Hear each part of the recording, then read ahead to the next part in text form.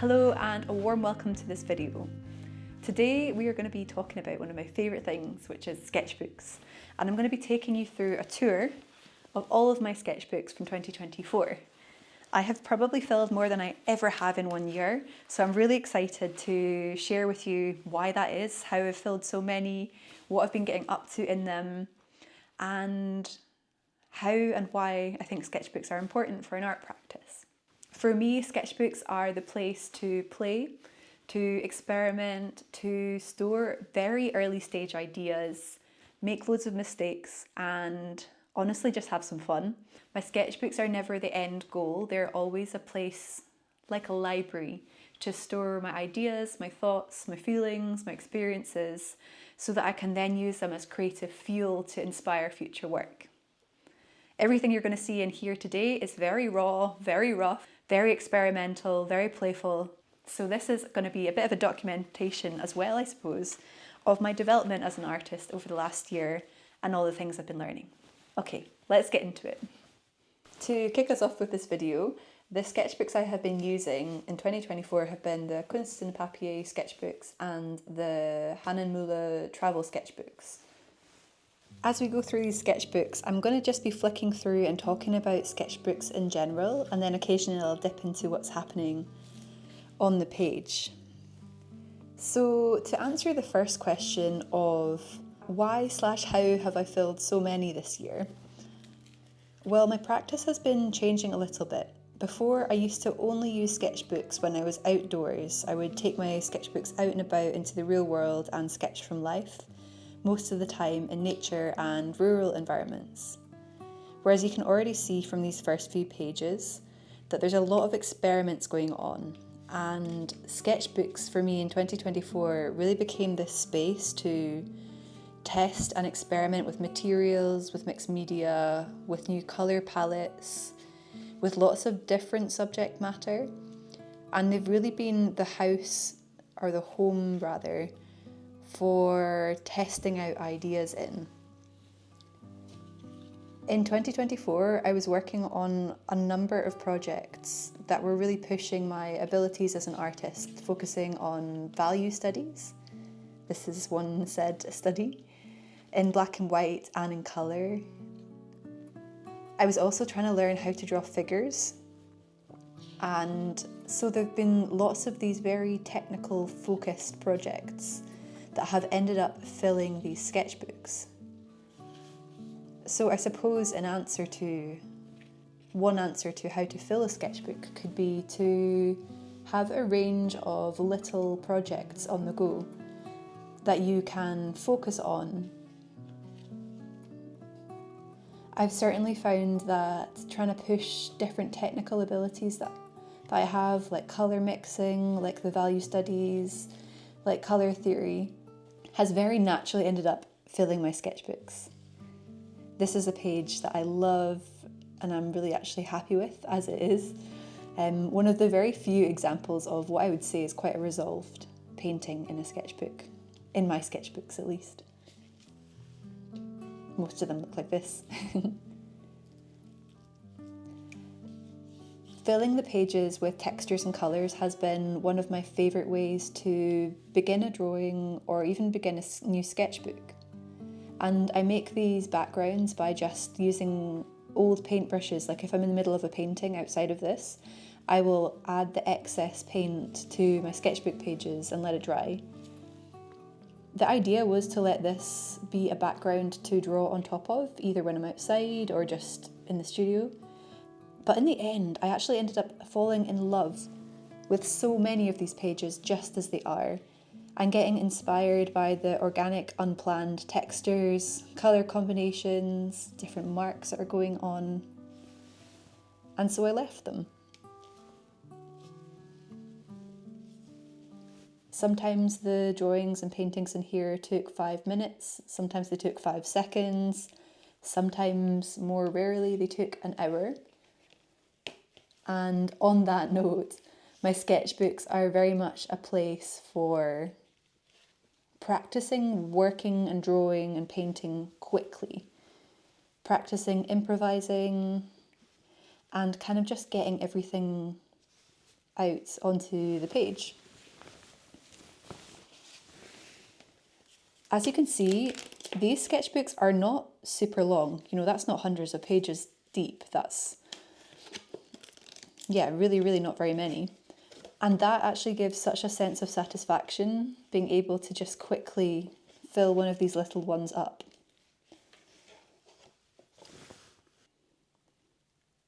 This was another really fast drawing that I did, working from a reference image. And because working instinctually is a really important part of my painting practice, where I want to practice being loose, practice gestural ways of working, practice self-expression, which for me comes through working quickly. That's been what these quick drawings in these pages are for. They are never to complete or to be refined. They are just to be what they are and to practice finding out what I can create in 30 seconds, in a minute, in 5 minutes. And to practice not being a perfectionist with it, most importantly. These sketchbooks, and within all of these little projects I've been doing in them, they've really been a way for me to test out all of the colours, the materials, the textures, the tools, and understand what elements of painting go towards making up my own visual language or style or voice, I suppose, as an artist. And so that's what these experiments have all really been very helpful for this year. Something I tried to push myself to do in 2024 was to go to different drawing meetups and to go to different classes and workshops, both in person and online. And that was something which really helped me test myself with new subject matter and push myself outside of my comfort zone to capture things with new rules, new experiments, new subject matter. Yeah, just working from life in different ways.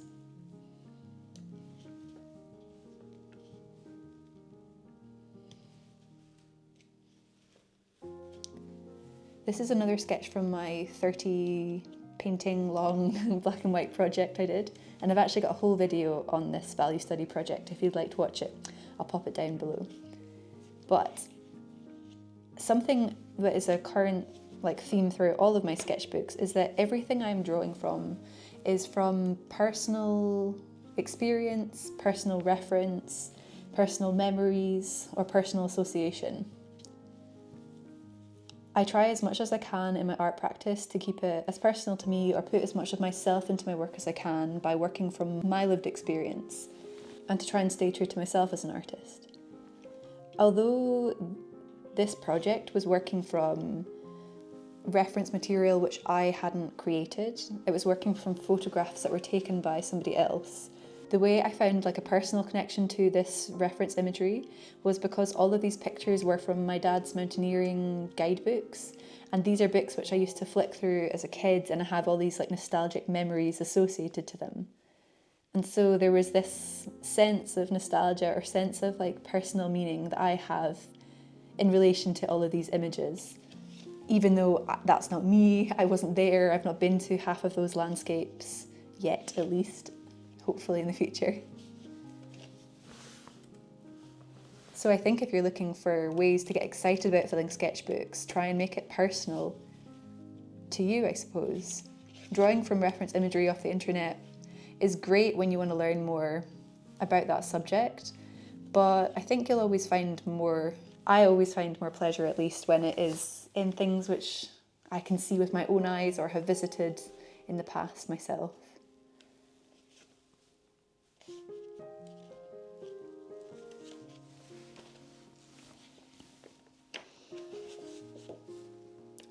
In terms of starting sketchbooks, they can be scary things to begin, and quite frankly, I normally ignore the first page and skip past it, or I'll write in the date of when I began it. My sketchbooks, if you haven't already got by now, are not chronological. I ping-pong between different projects, and that's normally because I'll have 3 sketchbooks open in the corner at once when I'm painting in the studio, and I'll just be hopping between sketchbooks just to get all my ideas down on the page fast enough. And yeah, they end up not making probably much linear sense, but whatever. that's how I work, and that's how I get them filled, and that's just it. This one I created over the Christmas holidays into early January 25, and again spanning a range of subject matter. This was going to portrait drawing class, and this is so not me. I don't really have an aim or desire to draw literally, but I do understand that as a technical exercise, it's a really great skill to hone and to practice. And so that's what those portrait sketching sessions are great for. Yeah, just reminding myself to keep on practicing that in the background, on the back burner. It doesn't need to show up in my actual art practice, but it's a great skill to develop. And it makes everything else, including abstract work, which is more my thing. I think it improves everything. This page was a demonstration piece for one of my workshops I run via Zoom.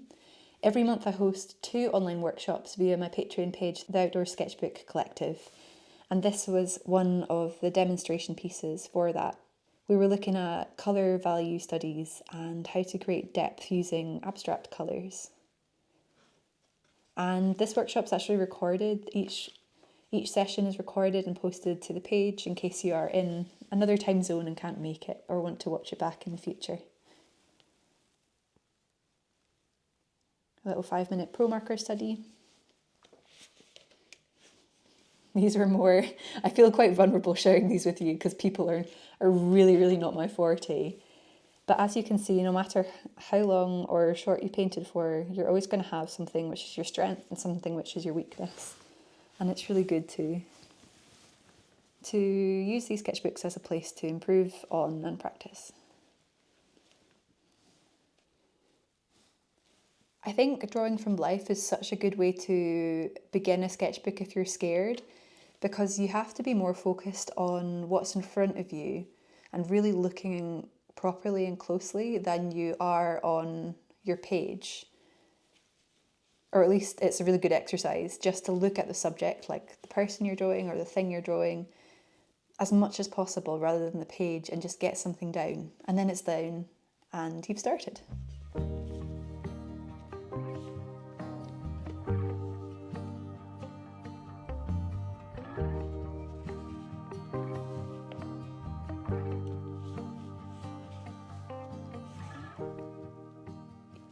I used to only work outdoors with my sketchbooks, and so my sketchbooks would solely be a place to react to landscapes and to document those experiences of walking and drawing outside. Where they have become less focused, I think, in 2025. In some ways more focused, because the projects and the studies I've been doing are very focused, but they've been more varied because I've been trying to learn different things in 2024 and kind of push myself outside of my comfort zone of working outdoors. Speaking of which, this is a sketchbook purely filled from drawing outside, and this is a good example of the kind of reactions to landscapes, note-taking, very, very instinctual ways of drawing, very loose, very messy. This is largely in part because this was drawn outdoors in the UK in late autumn, early winter, where it's freezing, raining, windy, and you really cannot be outside drawing something super detailed for very long, or at least my hands can't take it. So your drawings end up being very fast and loose by nature, I think. And yeah, this is what my sketchbooks all used to look like. It would be little notes of landscapes, little ideas of silhouettes of viewpoints and things like that. But it's been really fun to push myself outside of this comfort zone and try out new things as well, to do more developed pages. I used to fill loads of sketchbooks back in, I don't know, maybe a few years ago. They'd all just be filled with pencil drawings like this, or oil pastel drawings like you'll see in a second. These were some very fun drawings I made at a concert. I was in a cathedral listening to my friends perform these beautiful compositions that they'd written, and I just sat there and soaked it all in and drew the things I could hear. I could hear these different lines appearing and different colours, different textures. So these are all paintings to music.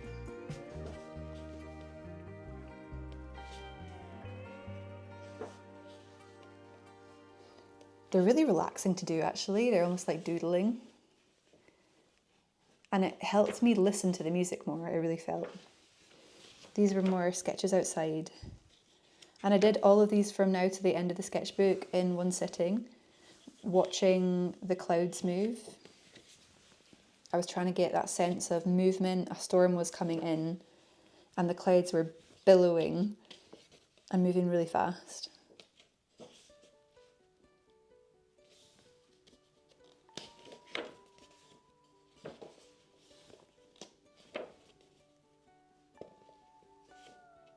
So if you ever want to loosen up and you have a stormy day coming, I recommend just taking your sketchbook and one oil pastel outside and just trying to draw as the clouds move, because you have to draw so fast. You kind of have to loosen up inevitably.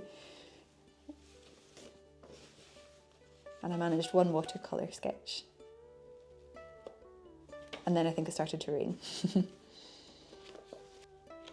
Through these pages, you're probably seeing tons of variety. Here's a map. On the next page is some writing. On the next page, some thumbnail sketches for an illustration idea. And you can see that I'm bouncing between loads of different things. This was a sketch done outside.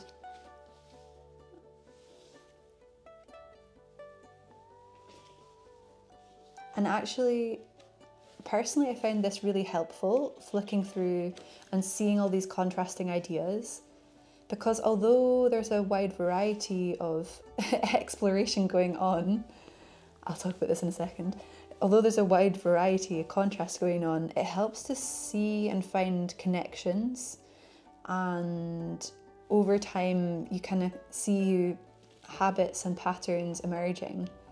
Like here, there's some like loose scribbly marks here, which are very loosely echoed in these continuous line drawings I was doing over here.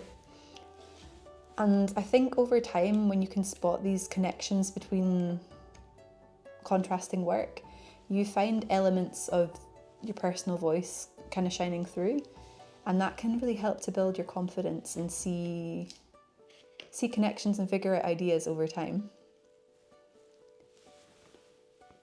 This is a sign that your sketchbooks are definitely the place to make bad drawings, to have fun, to be silly, and really, really, really not to worry about what they look like. I mean, come on, look at this. This is just hilarious. I was trying to draw my cats whilst they were running around, and of course it's impossible.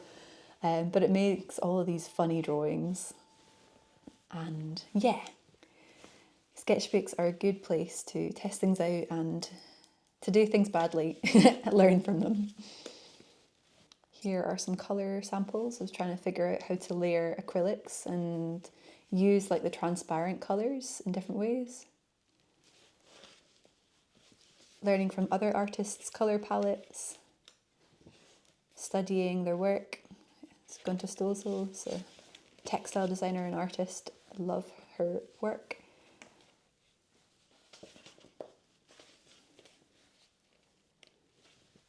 And it's a good colour exercise actually, just to practice mixing.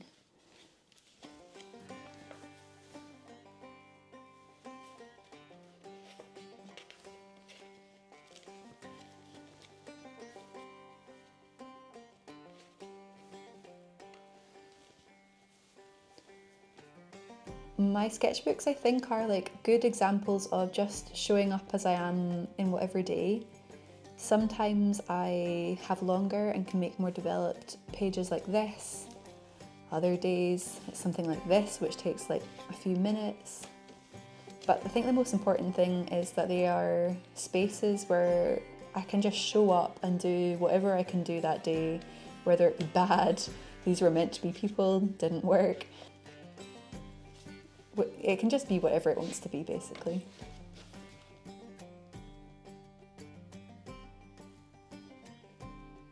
This is me practicing being loose and trying to explore what it looks like when you put watercolour on top of a texture. It's bringing back that question of what if I ... and like just going with it. And this is, I think, what a what if I ... sketchbook looks like.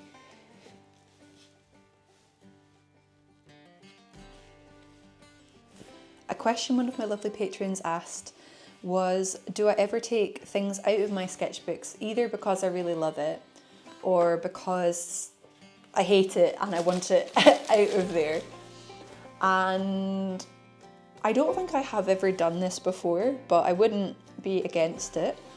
I think if something's disturbing you, just cover it up or tear it out, like whatever you need to keep on working. I think it is nice to keep your mistakes in, and half the time they're not as bad as you think they are when you look back, or it's a really nice way to document how much you've progressed as well. In these bigger ones, I write a lot more in my sketchbooks. Sometimes I go outside and take notes in the landscape. Other times I go out for a walk and then come back and reflect on that experience, which is what happened here, was reflecting on memories of being outdoors and then using that to inspire this. This was one of our Patreon exercises, and I won't talk about it too much because there's a whole tutorial on how to do this.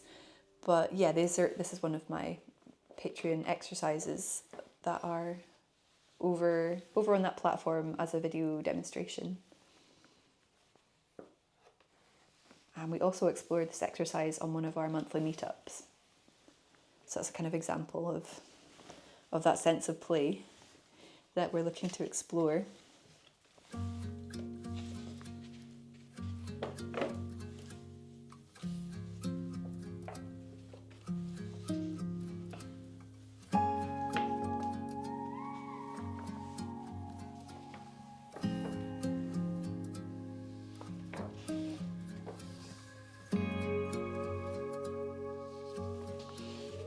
This was one of the Kuretake palettes which I bought myself. It's the Art Deco set, and I was just figuring out how the colours work and how to use them as a palette.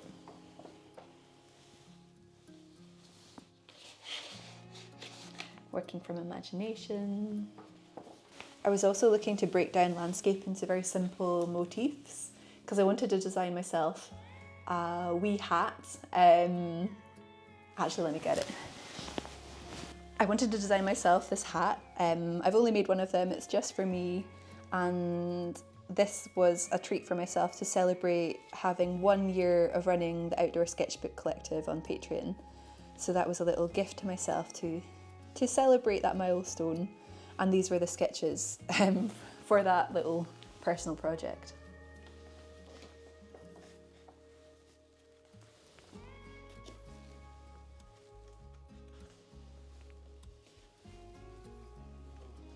This was for a commission for clients, and yeah, just figuring out different compositional options for them.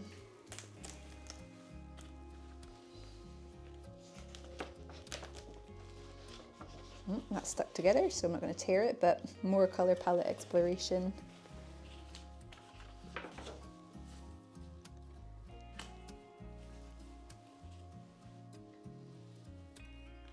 These were painting to some songs that I've been listening to.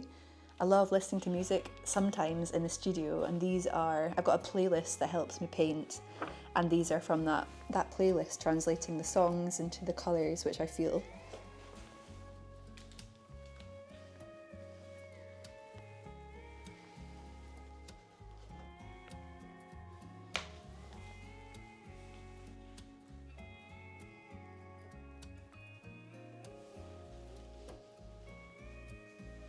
This was drawn on location in the Trossachs National Park in Scotland, and is one of my favourite lochs, Loch Venacher. And yeah, I was just looking to document all of the colours and patterns I could see. here we're back to Orkney. I really did say I didn't work chronologically in these. Another on-site plein air sketch, again done in like gale force winds, so it's just with Neocolor 2s, wetting the media to fill the page fast in the 1 minute I had to do this. I think I use these outdoor sketches as a way to build up my mark making library, to figure out the kind of lines I like to make, the kind of shapes I like to make, and just kind of practice figuring out what I like as an artist.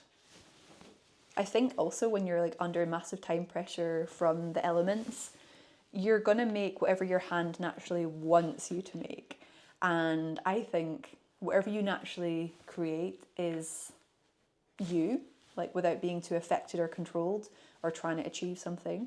And so I think that's why I love outdoor sketching so much. You have to like just be you and get it down on the page without any control or thought, or like your brain going like, no, you need to paint like this artist. And when you come back into the studio, you've got this like raw, honest, unfiltered capture of your marks and textures, and then those are what get pulled into the developed work, if that makes sense. I hope that makes sense. This was another from Orkney. Just looking at the land and the sky. There are no trees there, so it was really interesting. The sky, I think, became a really big focus.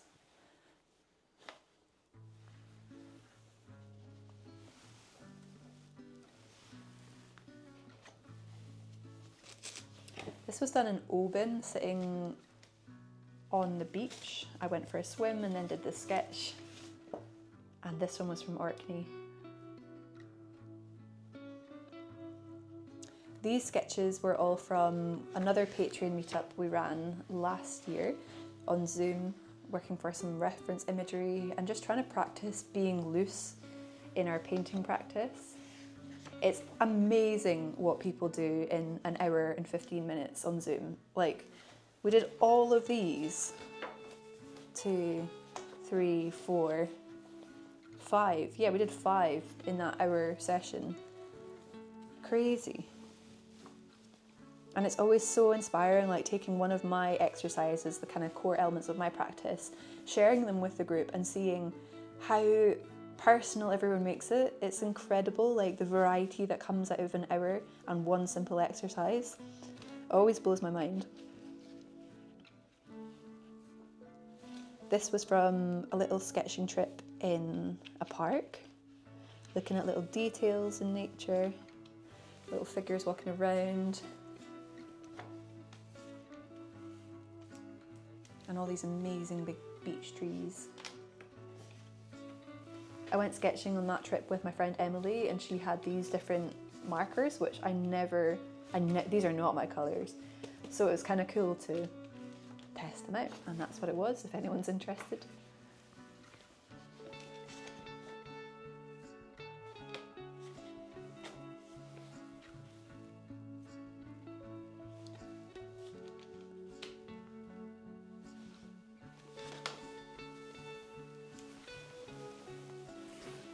More, so you can see the difference between like that's so undeveloped, that was like working on for a longer time, and I'm assuming I painted that upside down because it's currently upside down.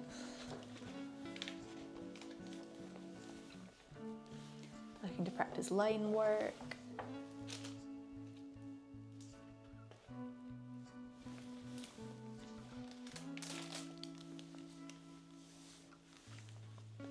This was at the very beginning of my trying to understand how to draw figures in landscapes. And these sketchbook pages I made and documented for a YouTube video. I can pop that down below if you want to see how these are all made. More palette research. And again, the one thing about using a double acrylic is that they just stick together like crazy, which isn't so great. I went on a big colour theory investigation 1 month last year, I'm trying to better understand values, saturation, how to make vibrating colours, how to use contrast more effectively, and that's what this kind of colour science lab spread is all about.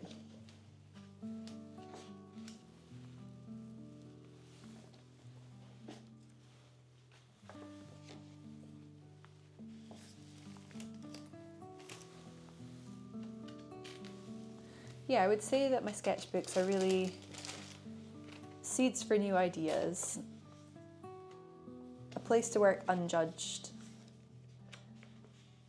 a place just to have fun and experiment, and to figure out myself as an artist. My process from doing all of these like really rough, raw workings is to then get out of sketchbooks and work on loads of sheets of loose leaf paper. And in my head, those loose leaf sheets are also sketchbook pages. They're more akin to like the work that I see in these immaculate sketchbooks where things are just gorgeous and so resolved already. For me, this is like playgroup, like kindergarten, like, you know, for little ones just to go mental. Then I have like development works on paper, which I can just show you a couple to highlight what I mean. I might then like move from making like this as a warm-up to then like painting something like this, working very quickly and instinctually, you know, working on small pieces of paper. And then from these places, pull ideas from and then bring them onto like canvas or panel, you know, into like more fully formed ideas once I have figured more things out. That is a wrap for 2024 of my sketchbook tours. Thank you so much for watching. And if you want to come and hang out and paint together, I run monthly co-working calls through my Patreon, alongside our Studio Play Zoom workshops that are twice a month. And I also create and share tutorials and written guides and a podcast. If you're looking to learn more about how to make space for play in your art practice, how to work more loosely, how to get experimenting a bit more, we have over a year's worth of resources, hundreds of hours of content, tutorials, materials that you can work through, and also a lovely group of people that get together every month regularly. It's just such a nice space and I'm very grateful for everyone that's a part of it. So on that note, to wrap up this video, I want to say a direct thank you to my Patreons whose support makes this YouTube channel financially viable for me to run and directly supports my own art practice too, makes it all possible. So a huge, huge thank you. That's everything. I hope you get some time to make a mess, to get sketchbooking, and I will see you outside.